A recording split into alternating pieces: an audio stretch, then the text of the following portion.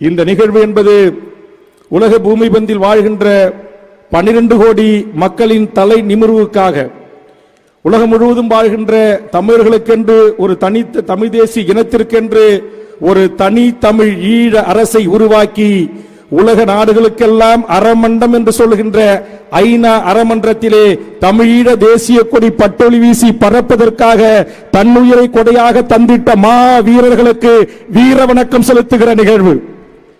உங்களுக்கு அரசியல் ரீதியாக 1000 கருத்து முரண்பாடுகள் இருக்கலாம், ஆச்சரியங்கள் இருக்கலாம்.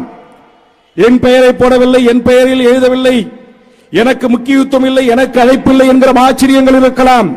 ஆனால் அந்த எல்லா ஆச்சரியங்களையும் தூக்கி எறிந்துவிட்டு வாழ வேண்டிய வயதில், வாழ்க்கையை அனுபவிக்க வேண்டிய வயதில் உலகத்தில் இருக்கிற ஒவ்வொரு இளைஞர்களுக்கு இருக்கிற ஆசா பாசங்களை எல்லாம் தூக்கி எறிந்துவிட்டு அந்த மண்ணின் மீது காதல் கொண்ட எமது மாவீரர் திலகங்களை மண்டியிட்டு வீரவணக்கம் செலுத்துகிற நாள் இந்த நாள் என்பதை ஒவ்வொரு தமிழக வாழ்வுரிமை கட்சி நிர்வாகியும்